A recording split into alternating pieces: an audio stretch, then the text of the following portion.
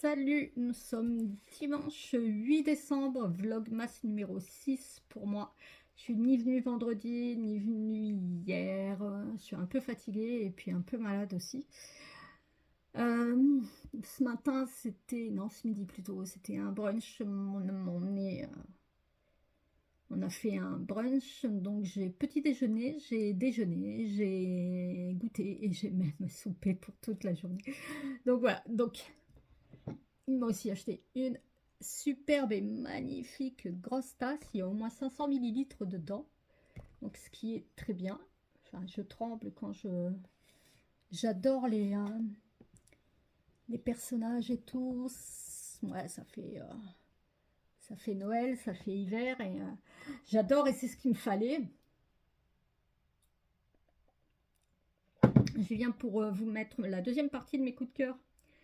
Je sais, on n'a pas fini décembre, mais si j'en ai d'autres, eh bien, je terminerai avec ceci le 25 décembre. Et je vais ranger pour l'instant. Euh, non, je vais vous mettre juste après mon petit brunch de ce matin. Et vous comprendrez pourquoi je n'ai plus faim. Et je vais ranger mes livres de mes coups de cœur partie 1 parce que là, j'ai pas fini. Je les ai pas rangés, ils sont toujours sur mon bureau et c'est une atrocité. Donc, à tout de suite. Alors, si tu penses que je viens de ranger mes bouquins, c'est mort. Ils sont à terre, tu ne les vois pas, mais il va falloir que je le fasse. C'est important quand même, mais j'ai pas le courage. Je veux dire que là, c'est très... Enfin, en ce moment-là, j'ai pas la niaque. Hein. Je suis plutôt fatiguée, mais bon, c'est pas grave. Euh, je continue de boire ma tisane. Mon téléphone ne fait pas la pointe et ça m'énerve. Sinon, je vais vous parler d'un livre que j'ai lu en e-book et que j'ai écouté en audio. C'est Les Guerriers de l'hiver d'Olivier Norek. Donc on l'a lu, on a écouté à deux avec mon homme. Moi, je trouve que c'est un livre, un changement pour Olivier Norek et ça a été maîtrisé ouais, ça a été maîtrisé de main de maître. Ça a été un livre que j'ai adoré, un livre historique qui nous raconte l'histoire de la légende de Simo Aya, ce Finlandais, la mort blanche qui a mis à mal l'armée russe dans les années 38 où Hitler commençait à prendre de l'ampleur. Enfin, c'était des années qui étaient où la guerre allait arriver, où on sentait que la guerre allait arriver, et les Finlandais ont dû se défendre contre les Russes parce que les Russes voulaient annexer ce petit pays. Et les Russes, cette machine de guerre, pensaient en avoir fini très vite, et ce ne fut pas le cas. Alors, cette opposition des Finlandais, cette âme des Finlandais qui se battaient pour leur pays, le sisu, c'est ouais, c'est être plus fort que tout pour un pays qu'on aime, pour ce pays qui leur appartient et pour ce pays qu'on veut mettre au pas. Et après, on peut faire le parallèle entre ce qui se passe actuellement entre la Russie et l'Ukraine. C'est exactement la même dynamique de frappe, la même dynamique de force. Et pourtant, c'est aussi un pays qui se bat pour des valeurs et puis qui se bat pour un pays qui leur appartient. Et donc, hors de question de se laisser faire contre les Russes, même si malheureusement, enfin pour actuellement l'Ukraine, c'est compliqué. Mais sinon, je reviens au Guerrier de l'hiver d'Olivier Norek. C'est un changement de direction, oui, de l'auteur, qui est maîtrisé. C'est un livre qui mérite les prix qu'il a gagnés. C'est un livre qui nous embarque. C'est l'empathie que l'on a pour ces hommes. C'est mince. C'est une légende qui se crée. C'est un homme, mais qui simple, qui aimait son pays, mais qui aimait sa campagne, qui aimait ses terres, qui aimait se balader en forêt, et qui a appris à tirer parce qu'il chassait. Mais c'était pas forcément quelqu'un qui était désigné à être le meilleur sniper, à être la mort blanche pour les Russes. Et ce fut le cas. C'est quelqu'un qui a tué énormément d'hommes. Il avait un palmarès, je ne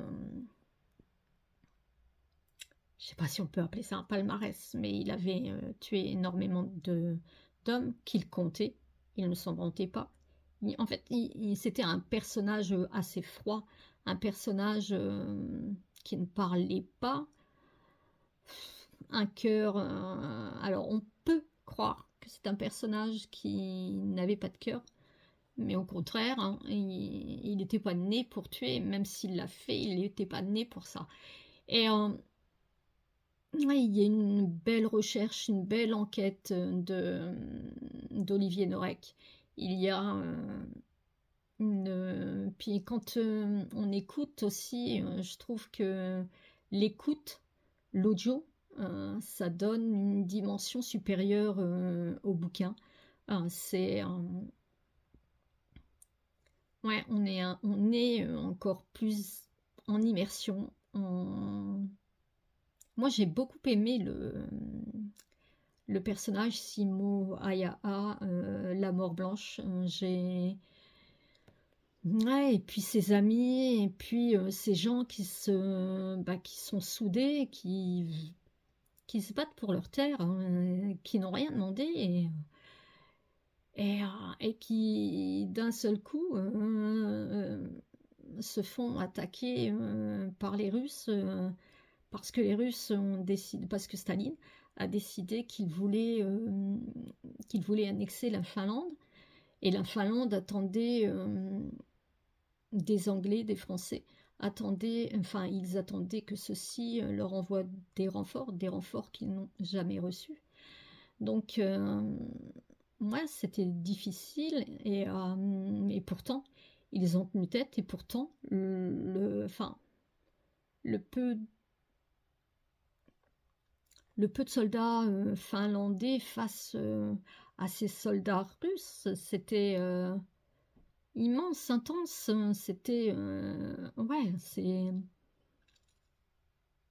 les Russes sont fait dégommer, mais à un moment, la Finlande n'a pas pu aller au-delà des hommes qu'elle n'avait pas, et elle a dû signer un pacte. Alors ils ont perdu un bout de la Finlande parce que ils ne se sont pas résignés avant, parce que les Français et les Anglais avaient dit qu'ils les aideraient. Ce ne fut pas le cas. Et c'est ainsi que... Enfin, c'est... franchement, moi j'aime bien aussi les livres historiques, j'aime un peu tout, donc j'aime aussi les livres historiques.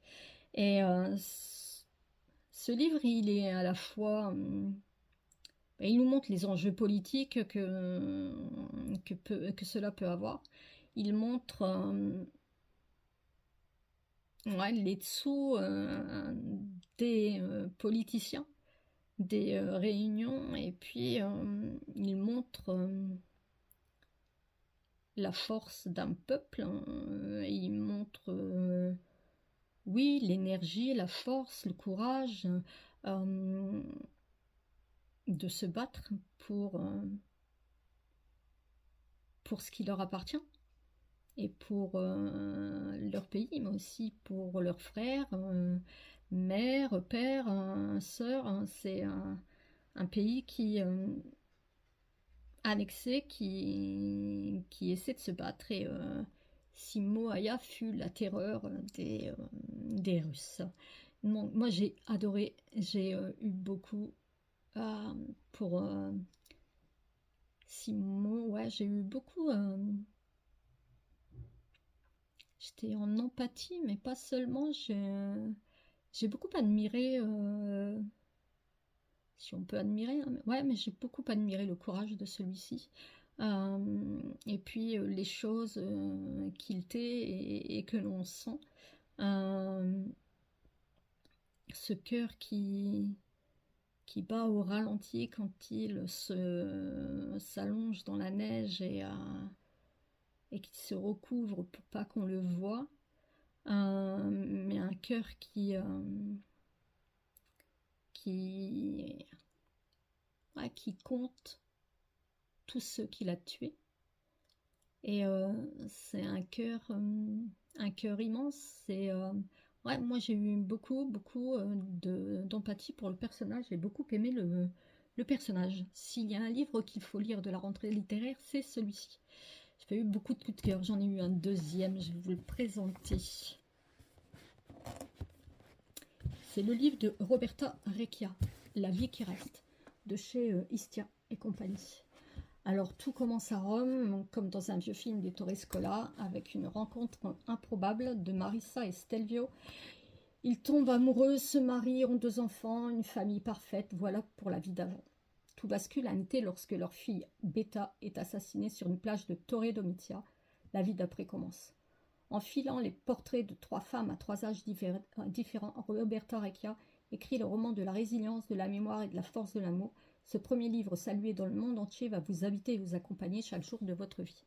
Effectivement, c'est un livre magnifique, c'est un livre émouvant, c'est un livre qui te prend aux tripes, c'est un livre qui, toi, en tant que mère, mais te chavire, t'es au bord du précipice, tu n'as qu'une envie, c'est de ne plus être là, en fait, de te laisser aller, et de te laisser partir. Ce qui est arrivé à Marissa, c'est qu'on lui a pris sa fille, c'est qu'elle a été retrouvée sur une plage de Torre Domitia. C'est donc leur fille Beta qui était leur rayon de soleil, qui était leur vie. C'est une fille qui avait un charisme, qui parlait, qui rigolait, qui avait une vie d'adolescente. Et c'est une fille en fait qu'on a entachée. Enfin, ouais, on lui a prêté une vie un peu olé olé, ce qui n'était pas forcément le cas. Mais c'est aussi une enquête qui n'a pas forcément avancé. C'est une enquête non aboutie. C'est un viol atroce, une mort atroce, quand on la connaît. C'est une vie qui bascule, c'est une vie qui foudroie les parents. Hein. On tombe facilement dans l'alcoolisme, dans la dépression, dans une vie qui n'est plus intéressante. C'est une communication qui s'arrête entre les 2 parents. C'est ouais, c'est un roman de la résilience, de la mémoire et de la force de l'amour, mais c'est vachement ridicule. Enfin, pas ridicule, n'importe quoi. C'est vachement difficile, c'est vachement... il faut beaucoup de résilience, bien sûr. Mais la mort d'un enfant, c'est ce qui... on n'arrive pas à vivre au-delà. Enfin, c'est difficile de l'imaginer. C'est ouais, c'est difficile de l'imaginer, et d'autant que là, c'est une enquête qui va durer des années. Et la cousine de Beta était avec elle, euh, mais c'est un chemin long, difficile. C'est une famille qui, d'un côté, ne communique pas, et qui, de l'autre côté, ben, pleure une fille aimée, une fille perdue. C'est la mère aussi de Marissa qui est atroce, qui, qui aime ses petites filles, mais faut pas en parler de ce qui est arrivé à Beta, parce que ah oui, il faut faire attention aux rumeurs, il faut pas faut pas que la famille soit salie, parce que la sœur de Marissa est mariée avec un avocat, et que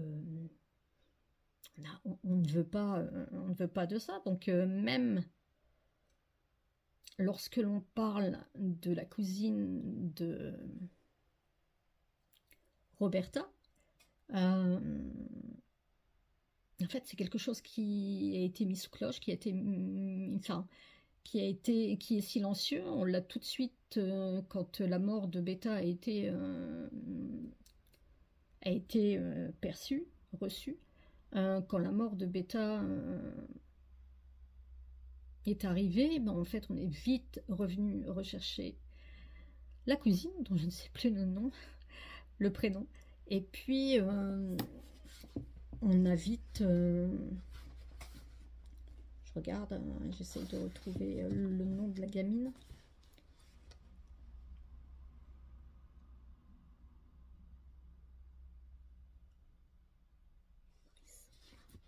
Je me souviens plus, dommage, mais je me souviens plus. Mais on est venu rechercher sa cousine. Elle est repartie vite dans son école de sœurs. Et on n'a plus jamais interrogé, on ne l'a plus jamais embêté, parce que son père était influent, donc la police n'est pas venue lui en demander plus. C'est cette gamine, elle vit avec ce qu'elle sait. Et cette gamine, en fait, ne va pas bien, ne vit pas bien. Et on va voir aussi la vie de cette gamine, comment elle a été gâchée, comment elle sera gâchée, et comment elle pourra revivre sa vie. Mais la mort de Beta, c'est pas seulement le père et la mère, c'est aussi la cousine qui ne va pas bien. C'est la mort d'une enfant, c'est la mort d'une vie, et c'est une vie pour les autres qui paraît plutôt sombre, et c'est plutôt une survie. Et c'est ce qui arrive à la cousine, c'est ce qui arrive aux parents de Beta, qui se sont éloignés, qui se sont recroquevillés dans leur mal, même si le mari aime toujours sa femme. C'est compliqué de continuer après la mort d'un enfant. C'est écrit avec beaucoup de justesse, avec beaucoup de justesse, mais beaucoup de poésie, beaucoup d'empathie. C'est un livre que j'ai adoré. C'est ouais, un premier roman qui est ouais, qui nous fracasse en fait. C'est et puis les secrets, les non-dits, c'est un roman familial qui est vécu différemment selon les personnes, et selon les secrets des uns et des autres, et selon les valeurs des uns et des autres. C'est moi franchement, la mère de Marissa, mon Dieu, que j'aurais eu envie de la baffer, tellement elle paraît tellement, donc la grand-mère de Beta, elle paraît tellement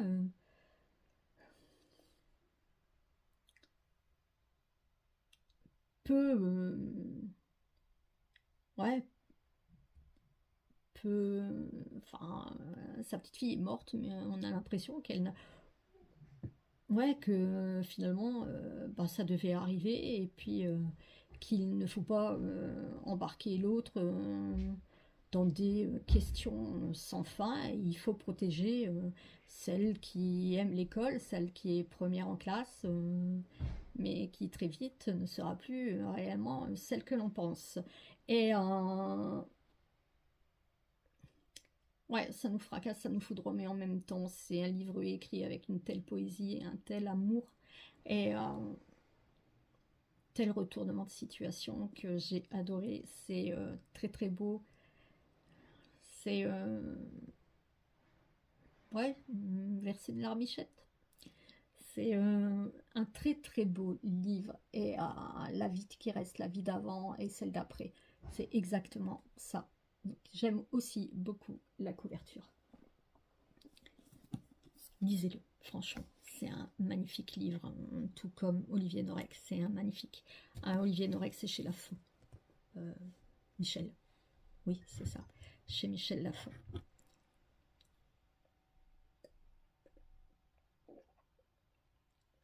Alors, un livre que j'ai adoré, Cathy, de Michael McDowell.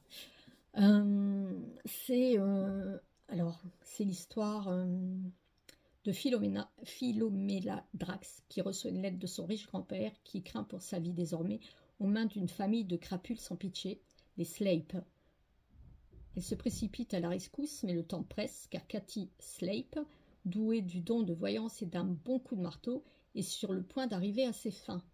Démarre alors une traque endiablée à travers l'âge d'or américain, mais qui poursuit qui, car personne n'échappe à Cathy la furie. Cathy, c'est même pas la cousine de Philomena, c'est Cathy, c'est la fille de la belle-fille du grand-père de Philomela. J'espère que vous avez suivi. Et Cathy, c'est une dingue, en fait, c'est une psychopathe, si on veut. C'est quelqu'un qui joue du marteau, c'est quelqu'un qui est envieuse, c'est quelqu'un qui veut l'argent des autres. Elle ne comprend pas celles qui ont de l'argent. Donc elle n'a qu'une envie quand une femme vient la voir et qu'elle est un peu plus fortunée que les autres, c'est de les tuer. Et son meilleur outil, c'est le marteau. Donc, et elle est suivie par sa mère et par son beau-père. Et c'est un trio, mais qui est diabolique. Donc, ils se sont attaqués à Philomena Slape, surtout à son grand-père. Ensuite, la pauvre, qui n'a pas eu d'héritage, et parce que c'est Cathy et sa famille qui l'ont pris. La pauvre retourne chez elle, mais Cathy a vraiment envie de la tuer parce que je ne sais pas, il y a quelque chose chez elle qu'elle ne supporte pas. Et Philomène là s'en va vite, elle va ailleurs pour fuir en fait. Et Cathy et sa famille la suivent tout le temps. Donc il n'est pas bon d'être ami avec Philomela. Et puis en même temps, c'est une gamine qui... Philomela, c'est une gamine qui fait le bien. C'est une gamine gentille. C'est une gamine qui aide. Et elle ne comprend pas tout ce qui arrive. Et elle, à un moment, elle a décidé de ne plus être celle que l'on croit. Et quand on arrive à... parce qu'il va y avoir des morts, mais beaucoup de morts. Et il y a un moment, c'est trop. Et la fin, pour moi, est magistrale. Mais ce bouquin est noir du début jusqu'à la fin. Et, ouais, quasiment du début jusqu'à la fin. C'est... j'ai eu aucune empathie pour les slaves. J'ai eu de l'empathie pour Philomela. Mais en même temps, c'est deux gamines totalement opposées. Ouais, c'est vraiment les opposés l'une et l'autre. L'une qui est pas terrible, l'autre qui est plutôt mignonne. L'une mm, qui, euh, qui est gentille et qui veut le bien des uns et des autres, et l'autre qui ne veut que tuer et que la richesse des uns et des autres. C'est une traque, hein, c'est une traque et une quête. C'est Puis c'est une histoire de train qui sifflera pas trois fois. C'est c'est quelque chose de... Enfin, McDowell, il a eu une écriture qui... Alors, descriptive, mais aussi quand même quelque chose... Une écriture qui te tient, qui t'attrape et qui te lâche plus. Et j'aime beaucoup cet auteur. Alors, je fais pas partie de ceux qui ont lu Blackwater, parce que ça déferlait sur le net et j'aime pas trop... Enfin, j'ai voulu passer mon tour, je me suis dit, ouais, non, c'est bon, je vais pas le lire maintenant, j'ai pas envie de faire partie du rush.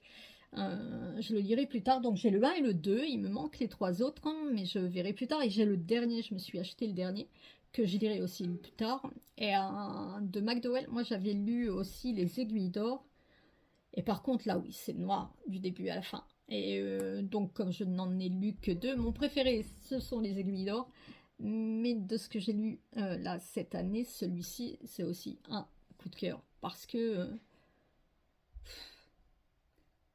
ouais, parce que c'est trash, parce que c'est trash, c'est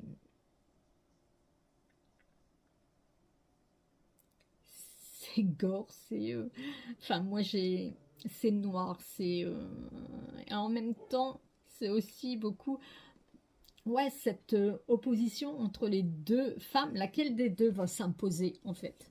Et c'est là où ce qu'on attend, c'est Cathy va-t-elle aller jusqu'au bout, ou ce qu'elle fait va se retourner contre elle. C'est vraiment, vraiment à lire. Et la fin n'est pas toujours celle que l'on croit, parce que les aiguilles d'or, par exemple, ça a été vraiment... bon, en fait, il n'y a aucune lumière dans ce livre. Ici, je ne vais pas vous dire, vous verrez si Cathy arrive à ses fins. Mais c'est à lire, franchement, allez. Ils sont très beaux, ça coûte que 10 balles, 12 balles pour celui-ci, 12 euros. Mais pépite, franchement pépite. McDowell pépite. Et puis mon coup de cœur là, que j'ai eu en novembre, c'est Stephen King, 22 11 63. Je vais pas refaire une chronique, j'en ai parlé. J'ai adoré Jack Epping, j'ai adoré Hal, je trouve que ce retour dans le passé à une date bien spécifique est cruellement bien réussi. Euh, j'ai aimé tous les personnages, j'en ai détesté d'autres, mais il y a une énergie, alors il faut les tenir, hein, il y a 1030, moi qui ai une tendinite au bras, c'est compliqué. Il y a 1030 pages, mais ouais, c'est intense, il y a une énergie, mais puissante, et c'est un livre, ouais, c'est génialissime. Moi, c'est mon meilleur de Stephen King. Alors, j'en ai lu, mais il y a bien longtemps. Je recommence actuellement à en relire, mais de ce que je me souviens, ouais, pour moi, c'est un très, très, très, très bon livre. C'est le meilleur pour moi. Aujourd'hui, c'est le meilleur de Stephen King. Donc, à lire, ouais, c'est une uchronie, mais pas que. Ce n'est pas que ça. C'est aussi une histoire d'amour. C'est aussi le passé qui demande à ne pas être changé. C'est aussi des cordes disharmoniques. C'est l'harmonie du monde. C'est quelque chose de... Ouais, moi je trouve ça assez puissant. C'est un peu fantasmagorique. C'est peut-être pas, allez, pas fantasmagorique, mais surnaturel. Voilà. C'est à lire. Vraiment, c'est un des meilleurs de Stephen King. Ne regardez pas aux 1030, aux 1040 pages. Quand vous le lisez, vous êtes tellement en immersion dans ce livre que vous ne les voyez pas passer. Franchement, allez-y, il est top. Donc voilà, je vais m'arrêter. Ouais, j'ai dit que je faisais pas beaucoup, mais j'ai fait un peu beaucoup. Je vous dis, que puis-je vous demander? Quelle sera votre prochaine lecture? Oui, mais ça, je crois que je l'ai déjà demandé.